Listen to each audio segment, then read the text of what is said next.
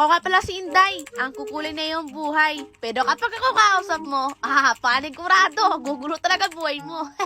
Ere na naman ang kwento sa isang babaeng kapag nagsasalita, paurong ang dila. So ayan naman ang Inday nyo, nagpupursige naman siya mag-exercise kasi gusto naman niyang ma-achieve yung goal niyang katawan, day. O diba, ambisyosa yun. De joke lang, kamupod, ututupod, oy. So pagising ko kasi sa umaga, day, napakatamlay talaga ng katawan ko. Kaya naisipan ko mag-exercise, day, baka sakaling babalik sigla yung katawan ko. Bulansin ko yung adlaw ni Inday, day, pag nag-exercise na yan. Paano kasi siguro sa isang taon, day, 5 beses lang yan magaganyan, Diyos ko.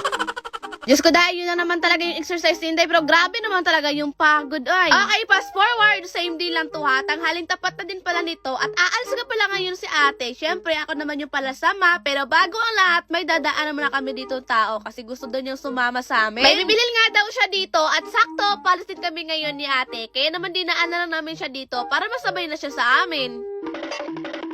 Ay nako, dahil sa kasamaang pala, dahil naabtan na lang gid na mo ang traffic, dahil ewan ko ba kung bakit laging traffic talaga sa lugar na to. Kaya naman ang ginagawa ko dito sa loob ng sasakyan habang nag-traffic, dahil nagtitiktok ako, o diba, talaga akong baliw na sa'yo. So mga ilang minuto na yung biyahe namin dito mga kainday, kasi sa bypass na naman kanina nag-traffic. So nandito na kami ngayon sa SM City, Pampanga. By the way, sa Pampanga nga pala kami pupunta, hindi ko sinasabi sa inyo, kwento ako ng kwento, hindi ko pala sinabi kung saan kami pupunta, no?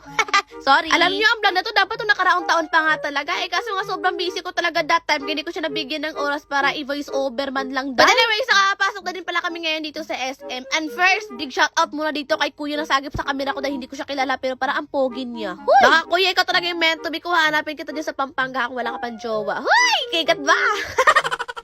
So ayun, pagkadating namin dito sa loob ng SM din, nagkakahiwalay na kami nila ate. At dahil nga magkaiba-iba naman kami ng bilhin, kaya nag-iibang way naman ako. Dito naman ako napadpad sa mga damitang gustong-gusto ko, day. Mga damit na laging kulang sa tela. Ewan ko ba kung bakit ang hilig-hilig ko talaga sa mga gamit na to. Pagtingin ko kasi sa presyo, day, tag 200. Kaya naman talaga pinili ko talaga yung mga gusto kong bibilhin, day. Napakadami ko talagang pinipili dito, day. Kasi syempre, tag 200 lang. Pero pagdating sa ending, day, kahit ni isang damit sa pinili ko, wala akong nakuha. Nanggigigil ako, yung scam pala yung nilaging 200 na presyo dito, day.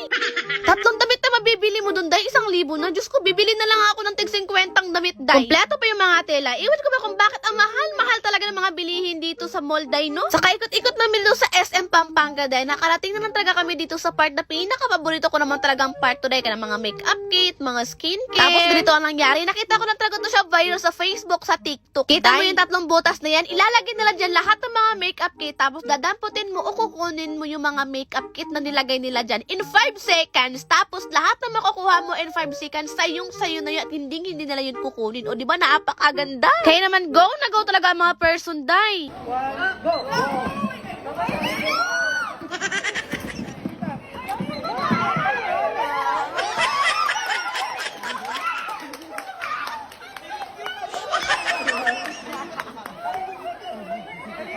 O, diba, sayang-saya ang mga person, day. Paano naman kasi hindi ka sasaya nito, day? Lahat ng mga makeup dito, day, ang mamahal pag binibili mo isa-isa, pero dito, hablot ka na ng hablot. O, diba, napakadami mo nang nakuha. Good job ka talaga, na bayot.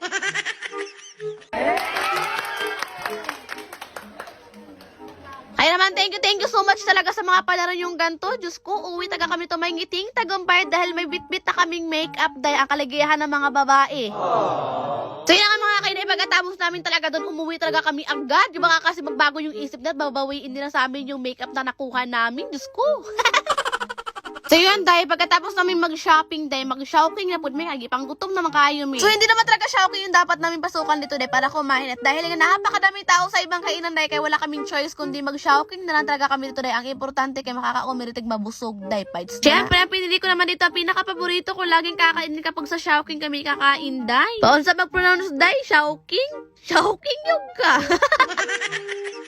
Bitaw, ay, huwag nyo lang kasi i-judge yung mga salita ko. Dahil kasi kahit anong gagawin ko, ganyan talaga ako magsalita. We're going home na.